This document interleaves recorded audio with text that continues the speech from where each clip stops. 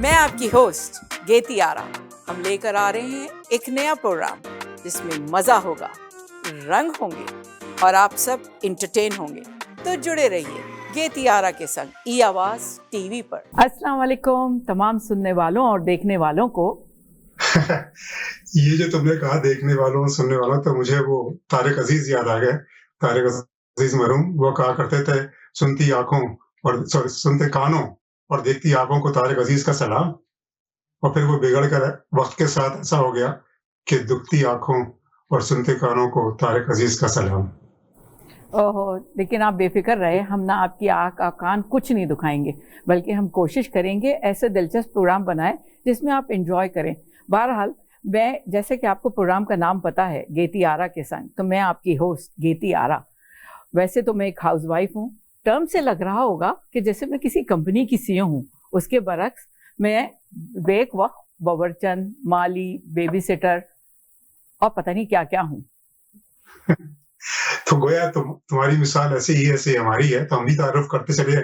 मेरा नाम असफंदियार अंसारी है और मैं इस वक्त हाउस हस्बैंड हूँ, गेती आरा की तरह, हाउस वाइफ की तरह। और मैं भी उन्हीं किस्म के कामों में मसरूफ हूँ। और बल्कि ये टर्म जो हम इस्तेमाल करते हैं हाउस हस्बैंड की, ये उन लोगों के लिए होती है जो रिटायर हो चुके होते हैं, कामों से फारिग हो चुके होते हैं और घर की उमूर खानादारी में बेगम के खिलाफ जबरदस्ती घुसने की कोशिश करते हैं। हाँ, ये और बात है कि कुछ काम ऐसे हैं जो हमारी बेगम ने हमारे सुपुर्द कर दिए हैं और उसकी वजह गालिबन ये है क्योंकि मैं पेशे के हिसाब से इंजीनियर हूँ। तो अगर कहीं नलका खराब है या दरवाजा चुर-चुर कर रहा है, तो फिर हमें हुक्म होता है कि खुद जाकर इसको काम कीजिए, यानी डू इट योरसेल्फ का नया वर्जन हमारे ऊपर इस्तेमाल होता है। इन अदर वर्ड्स, नौकरी तो खत्म हो गई है लेकिन चाकरी जारी है। ओहो, भैया आपसे तो मैंने बात करनी क्या शुरू की कि आपको तो अपने दुख याद आ गए। ऐसा लग रहा है कि जैसे एक दुख भरा प्रोग्राम हमने शुरू कर दिया। इसके बरक्स आपके ज़ख्मों पे हम किसी और वक्त मरहम रखेंगे। हम अपने प्रोग्राम की तरफ चलते हैं। यहाँ पे हम प्रोग्राम बहुत ही दिलचस्प करने वाले हैं, हंसाना चाहते हैं आप लोगों को। तो वाज़े कर दें कि आज हम एक ऐसा प्रोग्राम ला रहे हैं जिसमें एक मवाजना करेंगे आज और कल का। हाँ, यहाँ पे ये बताता चलूं कि यहाँ कल से मुराद वो आने वाला कल नहीं है, बल्कि अब ना आने वाला कल है, यानी गुजरा हुआ कल। दिनों बातों को याद करेंगे जो आज बड़ी याद आती हैं, बड़ा तड़पाती हैं, रुलाती तो नहीं है बल्कि हंसा देती हैं।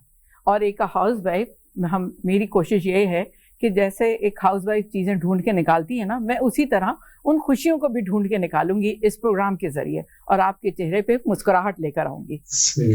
तो मुस्कुराहट के हवाले से मुझे याद आया कि तुमने याद माजी का जिक्र किया, तो मशहूर शेर याद माजी अजाब है यारब, छीन ले मुझसे हाफजा मेरा, उसको अगर हम पूरी तरह 180 डिग्री ट्विस्ट कर दें आज के प्रोग्राम के हवाले से, तो कुछ यूं बनेगा, याद माजी गुलाब है यारब, ताजा रखे चमन सदा मेरा। वाह वाह, मुझे तो लगा कि गुलाब जैसी रंगत और खुशबू वाली यादों को 2 मिनट के लिए मैं समझी आप किसी साबुन का इश्तिहार बोल रहे हैं। लेकिन चलिए भाई, वो तो मुश्किलात उस ज़माने की थी जबकि आसानियाँ नहीं थी, और आज सब आसानियाँ होने के बावजूद वो एंजॉयमेंट नहीं है। जैसे कि पहले हम लोग बिला ज़रूरत किसी के घर उठ के चले जाते थे वक्त बे वक्त, कोई वो नहीं था, बीच सड़क के खड़े होकर बातें करने लगते थे। और तो और कोई नहीं होता था तो सब्जी वाले या टीन डब्बे वाले ही से खड़े होकर 4 बातें करना शुरू कर देते। हर लम्हा हम लोग एंजॉय करते थे, फन करते थे, जो कि आज हमें कहीं नजर आता नहीं है, सारी सहूलतों के बावजूद। सही कह रही हो। उसकी वजह मेरा ख्याल में यही है कि इतना साइंटिफिक एडवांसमेंट हो गया है कि हम लोग जो है वो मशीन का कंपोनेंट से बन गए हैं, सोचे बगैर बस किए जाते हैं। वो जो एक जूते वाली कंपनी का इश्तिहार है ना, जस्ट डू इट, तो बस वो हम किए जाते हैं और सोचते कुछ भी नहीं है। और बल्कि सोचने का भी काम अब हमने आर्टिफिशियल इंटेलिजेंस को दे दिया है। कोई साइंस ने हमको निकम्मा कर दिया, वरना हम भी आदमी थे काम के। अरे चलिए भाई, आपको आज तो एहसास हुआ कि आपको भी किसी वजह से निकम्मा हुआ, नहीं तो अम्मा उठते बैठते हमें ये सुनाती हैं, अरे भाई की तरह करो, भाई की तरह बनो।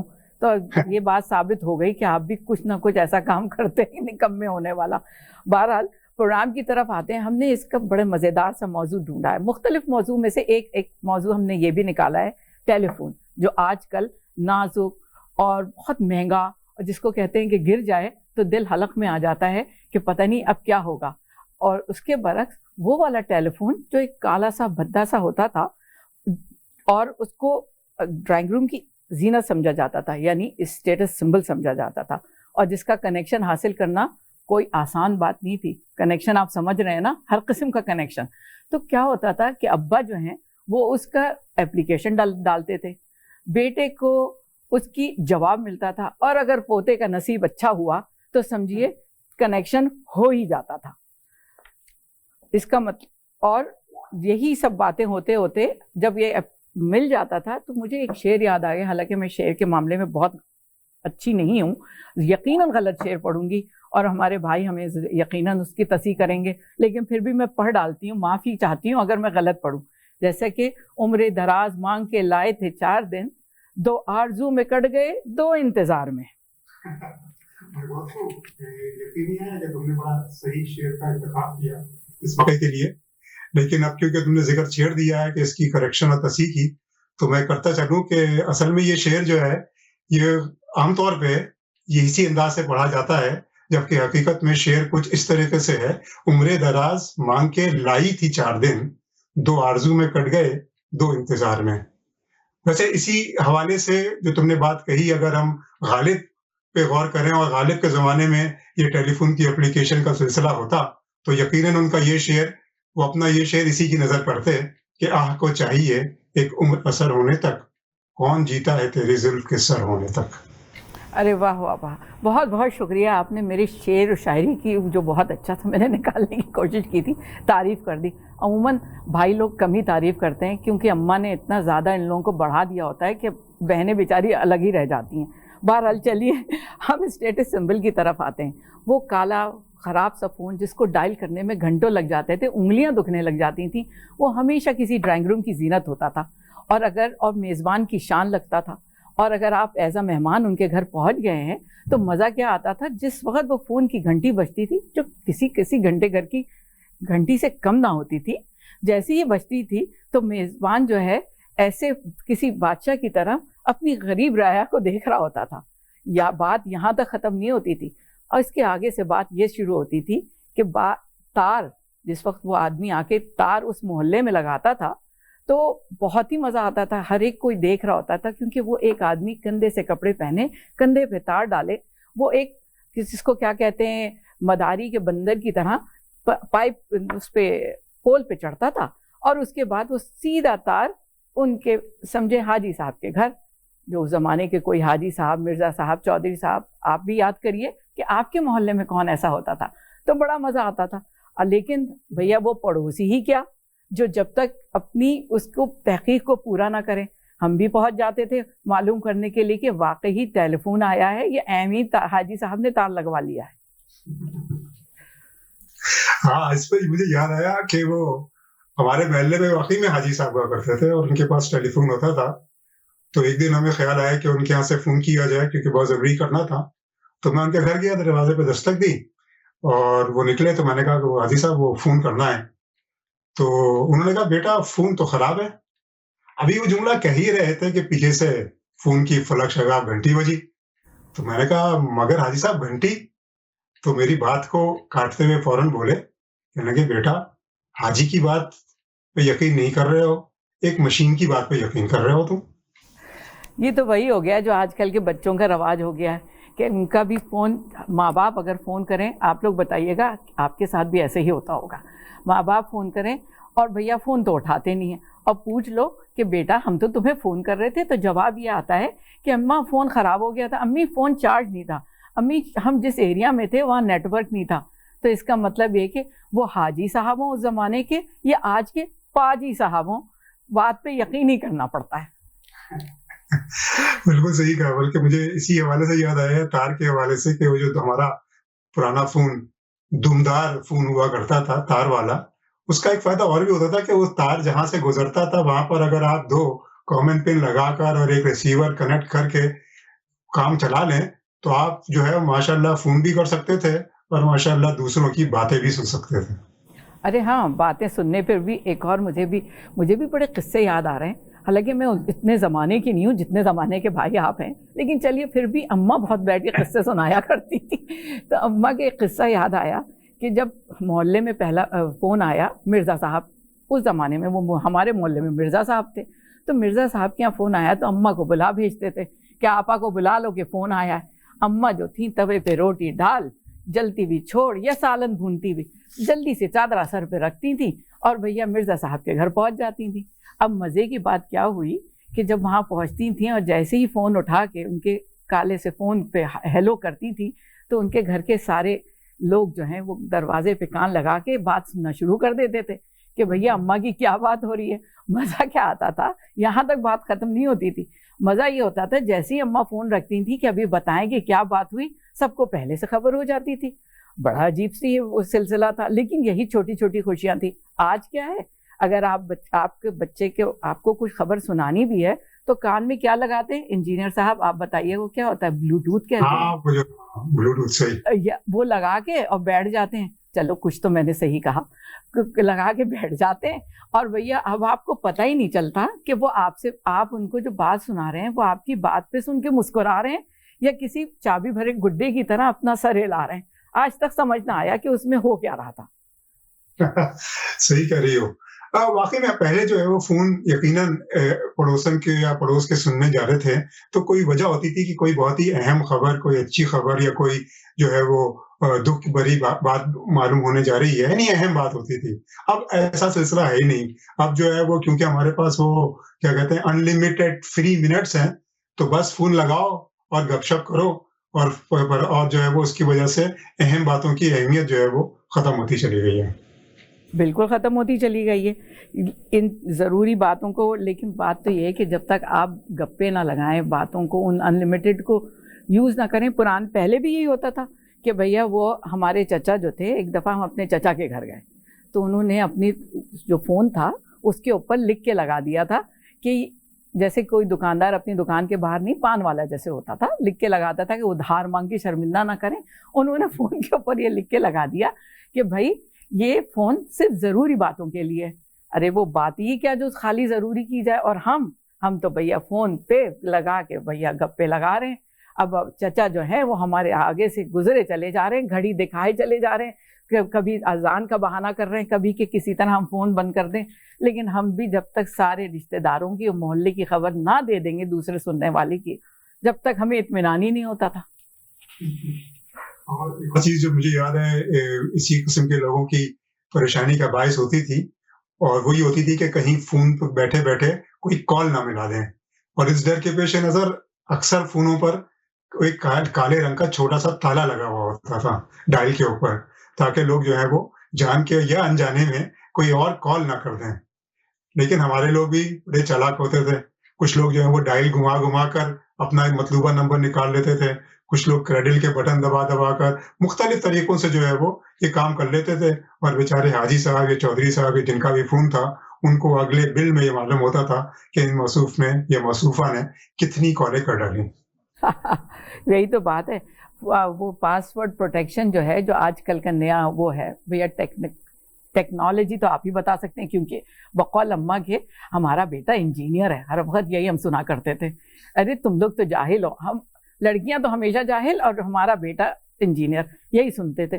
तो भैया पासवर्ड प्रोटेक्शन आजकल भी बच्चे भी हमें उठते बैठते, अगर हमें ज़रूरत भी है फ़ोन इस्तेमाल करने की तो हम इस्तेमाल ही नहीं कर सकते, क्योंकि उसमें भी वही पासवर्ड प्रोटेक्शन पड़ा हुआ है। और जब तक, तो इसका मतलब ये हुआ कि उस ज़माने में वो गंदा सा ताला, वो चाबी जो लेके हाजी साहब अपनी जेब में फिरते थे, आजकल बच्चे जो हैं वो पासवर्ड प्रोटेक्शन के हवाले से उसका रेफरेंस देते हैं।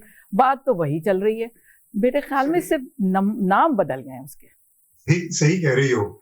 एक्चुअली अब जो है वो पासवर्ड प्रोटेक्टेड और भी काम करता है, यानी वो जो है वो आपके बारे में बहुत सारी मालूमात जो है वो आपके जो फ़ोन लेकर गया है उसको नहीं मालूम हो पाती।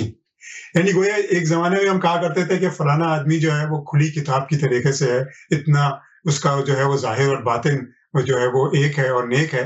लेकिन अब जो है वो ऐसा मुहावरा इस्तेमाल होना चाहिए कि वो आदमी जो है वो अनप्रोटेक्टेड मोबाइल फ़ोन की तरह है, कि उसको किससे बात करता है, क्या बात करता है, क्या देखता है, क्या सुनता है, सब पर यहाँ है।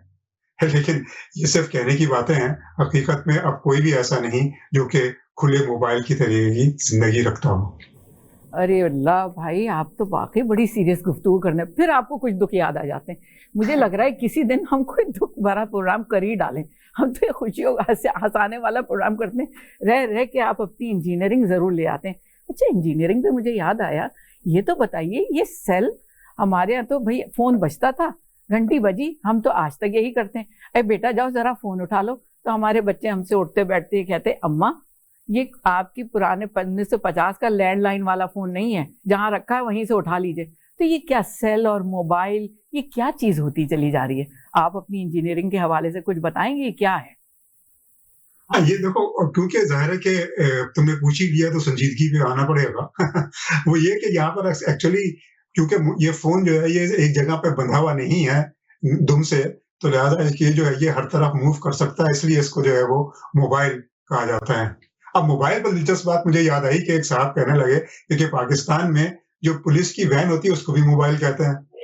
तो गोया एक जगह पर उन्होंने दिलजले ने ये जुमला कहा कि आजकल मोबाइल के साए तले मोबाइल छीने जा रहे हैं। तो ये मोबाइल का नाम जो है वो इस तरीके से पड़ा और उसके बाद जो है वो अब उसको सेल फ़ोन भी कहा जाता है, जिसके बारे में तुम बता सकती है क्योंकि ये अमेरिकन कनेक्शन है। अच्छा अच्छा, यानी उस ज़माने का वो जो काला फ़ोन था वो स्टेटस सिंबल होता था, अब जो है ये अमेरिकन कनेक्शन का स्टेटस सिंबल बनाने के लिए उसको सेल फ़ोन करने लगे। अरे भैया वाह वाह वाह! अब जब आप इतना ही सब कुछ बता रहे हैं, क्योंकि आप तो सब कुछ जानते हैं ना बकौल अम्मा के बेटे के, कि भैया इसको सब पता है, तो ये बताइए कि ये स्मार्टफ़ोन क्या भला है? हमने इतना, हमारे उठते बैठते हमारे बच्चे हमसे कहते हैं अम्मा स्मार्टफ़ोन ले लो। अरे भैया ये क्या, हमें तो ये पता था कि लोग स्मार्ट होते हैं, ये फ़ोन भी स्मार्ट होने लग गए। हाँ, बिल्कुल सही कहा तुमने। बल्कि उस ज़माने में तो फ़ोन स्मार्ट नहीं होते थे, लेकिन लोग बड़े स्मार्ट होते थे। अगर किसी को वो गाना याद हो कि कमर पे पेटी बाँधी और गले पे फंदा डाला और सूट-मूट में ज़ालिम अब्दुल गनी लगते थे, तो वाक़ई में उस ज़माने में लोग स्मार्ट होते थे। उसके मुकाबले में आज चाहे कह लें कि इस फ़ोन बहुत स्मार्ट है, फ़ोन में जो है वो इंटरनेट है, फ़ोन में व्हाट्सएप है, फ़ोन में स्काइप है, फ़ोन में न जाने क्या कुछ है। लेकिन लोग जो हैं, जो सुनने वाले हैं या फ़ोन के जो इस्तेमाल करने वाले हैं, वो अब जो है वो स्मार्ट नहीं रहे, बिखरे बाल, बगैर धुला मुँह और बस फ़ोन पर बातें करते दिखाई देते हैं। है तो भैया हम तो अच्छे हैं, फिर हमें अपने स्मार्टफोन नहीं, हम खुद ही स्मार्ट अच्छे हैं, हमारी स्मार्टनेस। हालांकि अम्मा ने कभी हमें स्मार्ट ना कहा, हमेशा आप ही को भाई स्मार्ट कहती रही। लेकिन चलो खैर, ये तो बातें बड़े मज़े की याद आती चली जा रही हैं, जैसे दिमाग जो है पुरानी बातों में खो गया है। आप लोग भी बताइए कि आप लोगों को भी वो बातें याद आ रही हैं, वो मोहल्ला, वो लोग, वो जो मज़ेदार गुफ्तगू होती थी, एक मिल बैठने का मौका होता था, खुशी का मौका होता था। उसी में याद आया कि ये जो फ़ोन की घंटी होती थी, कैसी कैसी घंटियाँ उस ज़माने में तो एक ही घंटी होती थी, बहुत दूर से अब 4 घर तक आवाज़ जाती थी घंटी बज रही है। आजकल पता नहीं किस किस्म की घंटियाँ हैं, वक्त बेवक्त अजीब अजीब सी म्यूज़िकें डाल दी हैं, अजीब अजीब से अंदाज से वो जो है वो उसके अंदर गाने बजने लगे और वक्त बेवक्त गाने बज जाते हैं। मुझे तुमने याद दिला दिया, बड़ा अच्छा एक संजीदा सा लतीफ़ा। वो हुआ ये कि हमारे एक दोस्त हैं, उनके खालू का इंतकाल हुआ, तो हम उनके जनाजे में गए, तो अभी वो उनको दफनाने का मरहले हो रहे थे, तो उन्हीं साहब के फ़ोन की घंटी बजी और उसमें बज़बाने हबीब अली मोहम्मद आ रहा था, आज जाने की ज़िद ना करो। तो इसका मतलब है जो वो बच्चे उठते बैठते साइलेंट मोड पे कर देते हैं, तो शायद यही कर देना चाहिए। लेकिन भैया हमें तो साइलेंट मोड पसंद नहीं है, क्योंकि हम तो भूल ही जाते हैं कि साइलेंट मोड में, बच्चों को तो कहीं दूर से भी पता नहीं, जैसे फ़ोन की वाइब्रेशन से भी पता चल जाता है। लेकिन भाई हमारा फ़ोन अच्छे थे कि भैया नंबर डायल करो, वो एक अलग बात थी कि जिस वक्त नंबर 2 और 5 और 6 डायल कर रहे होते, यूँ घुमा रहे होते थे, जब तक वो नंबर वापस आता था तो पता चलता था कि भूल ही गए कि कौन सा नंबर डायल किया था और रॉन्ग कनेक्शन हो जाता था। ठीक कह रही हो। असल में नंबर याद करना भी एक वहाँ उस ज़माने में आर्ट हुआ करती थी। अब जो है वो नंबर याद ही नहीं होता है। वो सारे नंबर जो हैं वो या तो आपकी उसके ऊपर सेव होते हैं, और पहले ज़माने में जो है वो फ़ोन बुक हुआ करती थी, एक फ़ोन के साथ होती थी, एक जेब में होती थी, लेकिन अब जो है वो ऐसा कोई सिलसिला है ही नहीं। हाँ, पहले जो था वो एक गंदा सा फ़ोन डायरी, एक या तो वो साइड में फ़ोन के साथ रखी हुई होती थी और जिसका भी नंबर होता था बाकी नंबर याद रहते थे, और या वो गंदा सा डायरी जेब में डाल के फिरते रहते थे, वो हाजी साहब जब वो होंगे तो नंबर पता चलेगा। मुझे लगता है फिर मैं अब आपने इतनी सीरियस गुफ्तगू की कि मुझे भी एक सीरियस बात याद आ गई कि मेरे ख्याल में हमारी मेमोरी लॉस की वजह भी यही है। मैं टेलीफोन को थोड़ा सा इल्ज़ाम दूंगी, कुछ परसेंट।